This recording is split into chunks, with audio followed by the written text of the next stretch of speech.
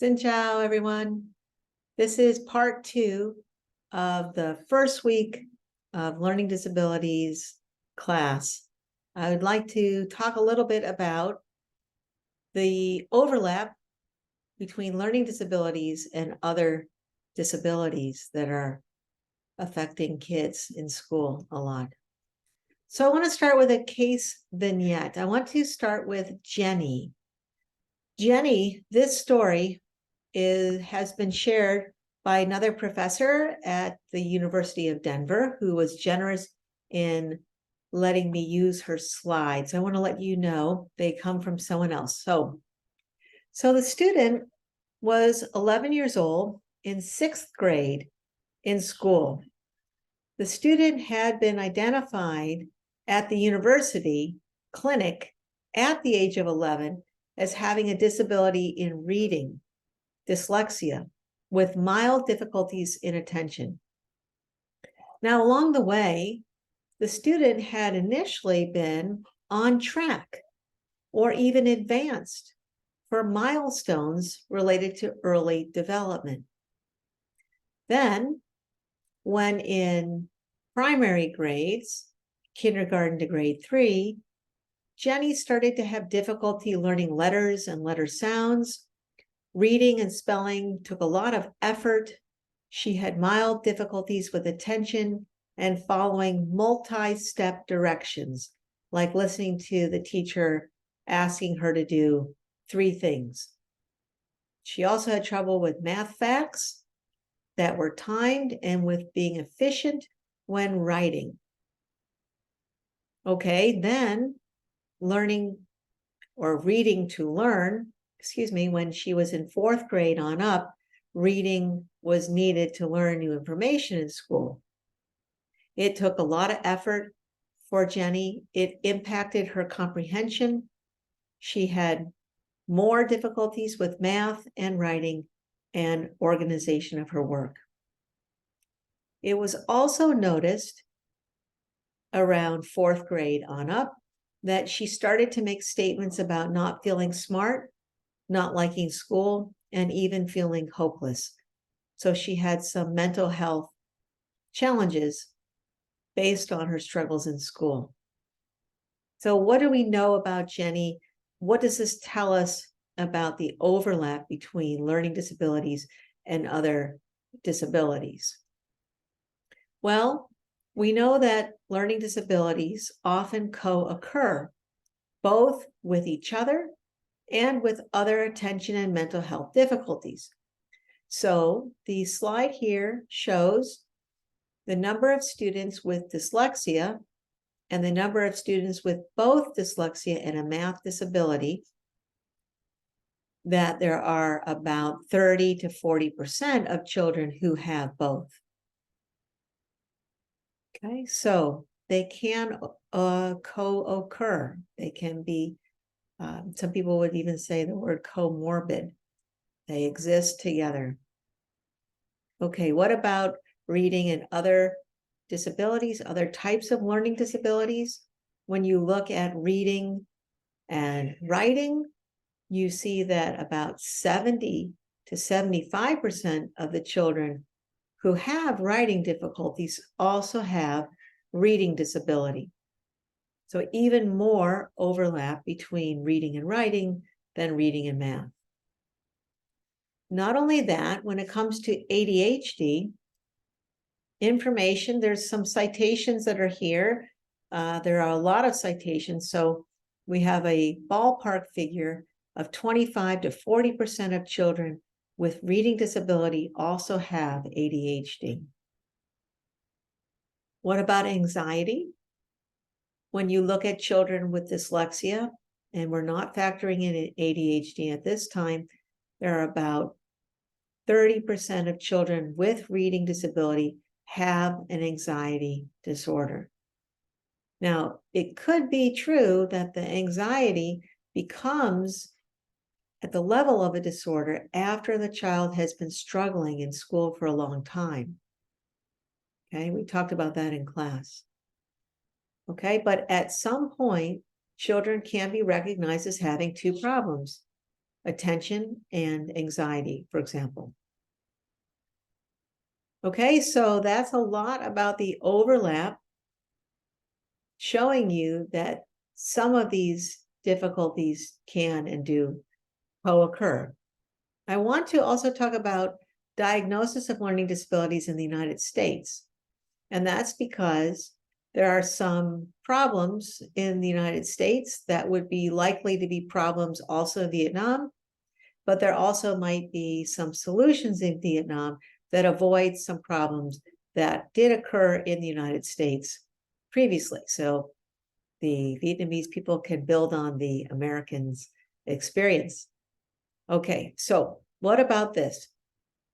In class together, we read a definition about differential diagnosis, and we said in class together, there are these exclusionary criteria. We rule out things, but we also rule in things. So we rule in this disorder, in this basic psychological process. Okay, so the basic psychological processing disorders, when they are present and other things are also ruled out, it is expected to cause a discrepancy between a child's potential for achievement, which some people would say their aptitude, and that is commonly evaluated with an IQ test, and the student's actual achievement. Okay, so I have highlighted on the screen, and I can open a link, and the link will go to a page on a module by a website called IRIS, which has some really helpful information that we're going to look at in the class together. It's taking a little bit of time to load, but you're going to have the slides anyway. And the slides, you can open the link. This information, once it does load, is going to explain more about this IQ achievement discrepancy. Okay, and now it's finally loading. And there's a series of information explaining what this discrepancy model means. Okay, but the model does refer to this basic idea that you have IQ is high and achievement is low. Okay, so that's historical, but we're going to move on and not go too deeply into it because there actually are problems with this approach. This is where the problems lie. Okay, so moving on, I want to mention when this approach came into being and when it was abandoned. So on this slide, it says that in 1968, that was the earliest that I'm aware of that the government in the US recognized specific learning disability. So it's quite a long time ago. Then in 1975, the legislation, the Congress passed a law which mandated that children with disabilities, all disabilities, not just learning disabilities, but all disabilities children must be educated in public schools. And there's an acronym on this slide. We'll go into it in a second, but it's called FAPE, F-A-P-E. We'll explain that in a second.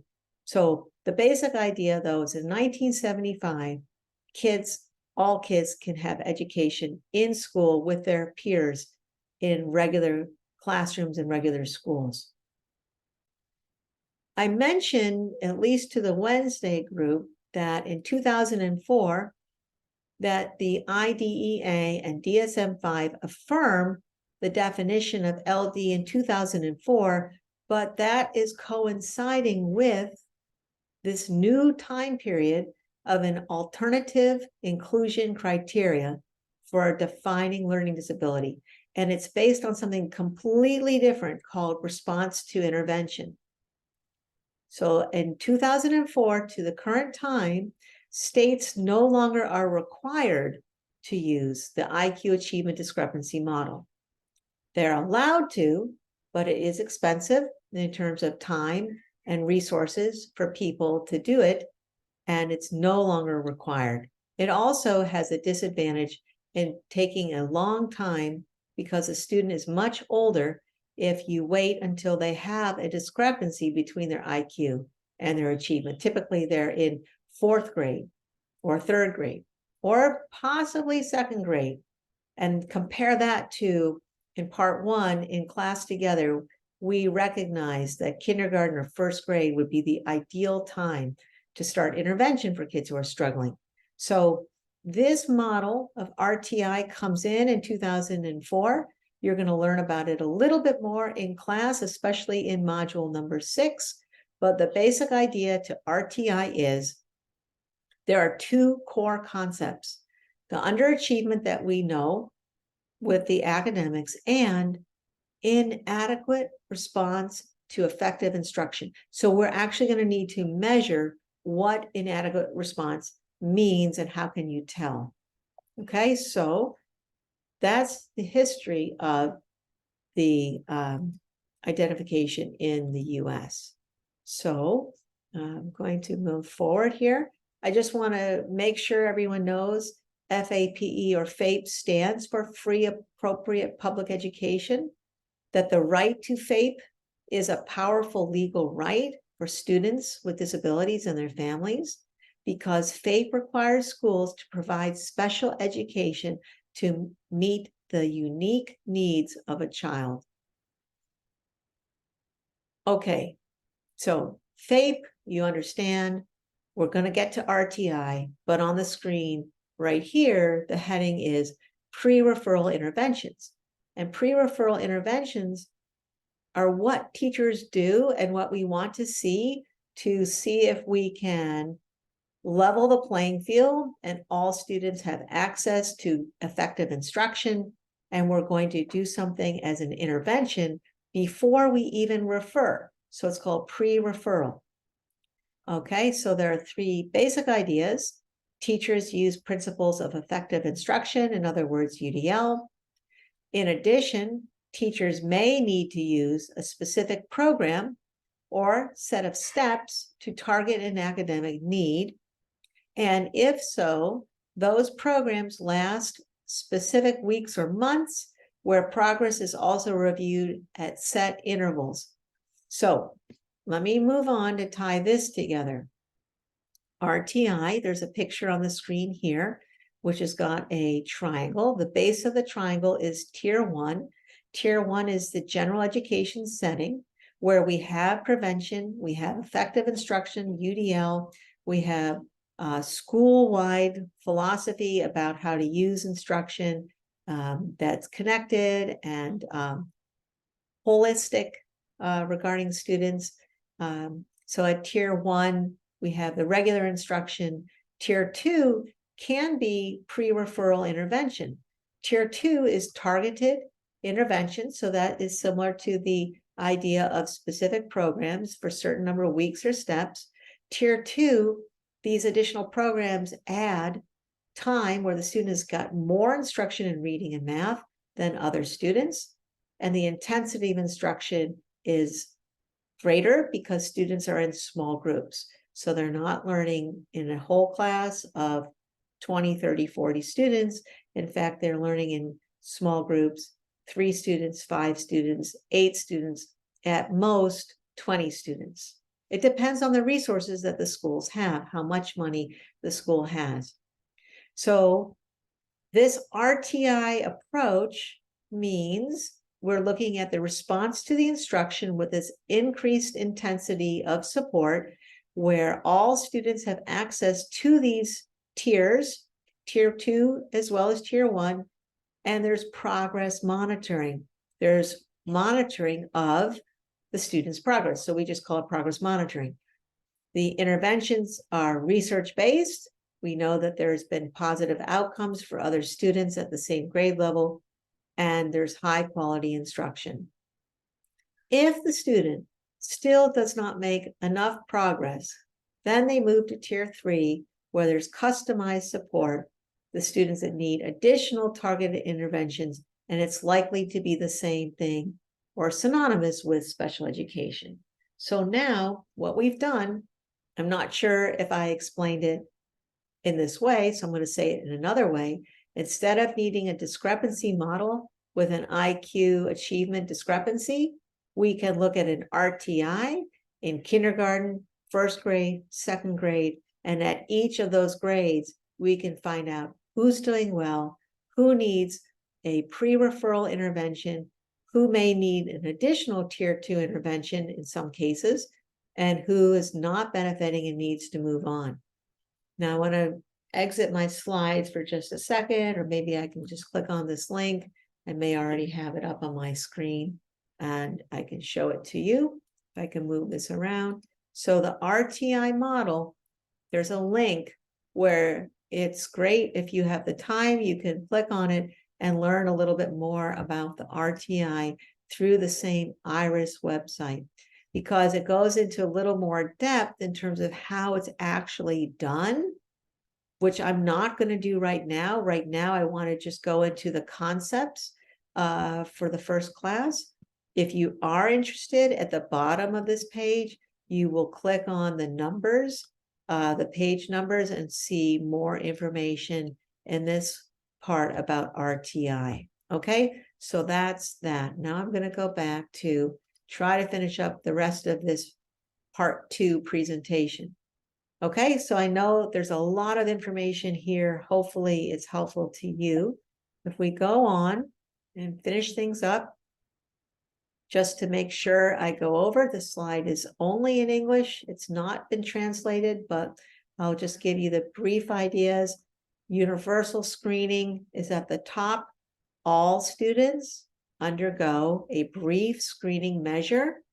This assessment is given 1 to 3 times per year, for example, fall, winter, spring, and then students who are at risk for academic failure are identified.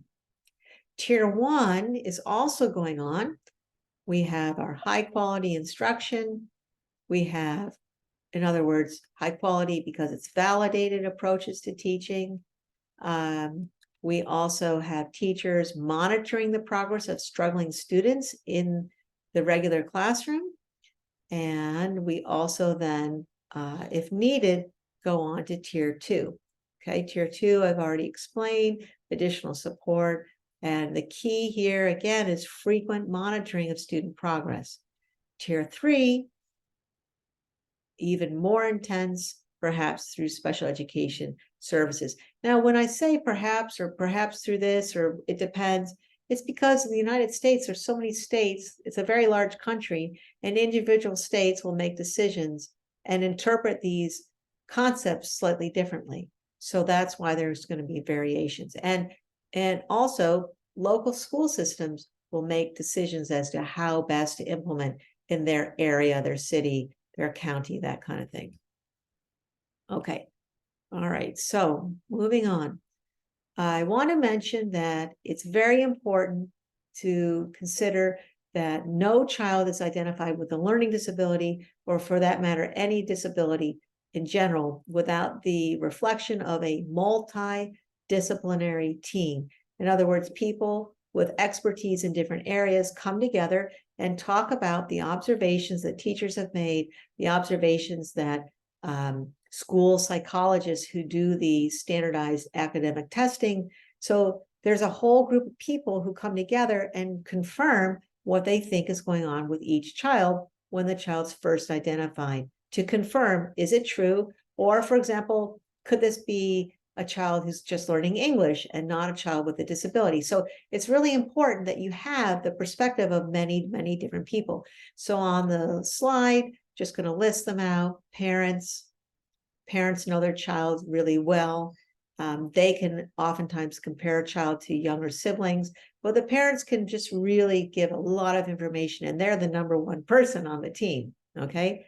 And then teachers include general and special education, administrators like the school principal. There could be other leadership at the school. School psychologists in the United States, that's the name of the group of people who do the assessments in school for cognitive and academic abilities. Sometimes there's a speech language pathologist. If a child is receiving medication for any purpose, maybe attention, maybe something else that's a health problem, physicians might come in, and there can actually be other people, occupational therapists, social workers. There's lots of other people who are out there, but they may be not needed at all. It depends on the health needs of the child. So this list going from top to bottom is probably the order that you're going to see. You always have parents and teachers, administrators, and school psychologists, and the others maybe yes, maybe not needed. Okay, I think that's it. This did take a long time, but I hope that has been helpful to you. And I'm going to post this on the YouTube channel. Thanks. See you soon for another video. Bye-bye.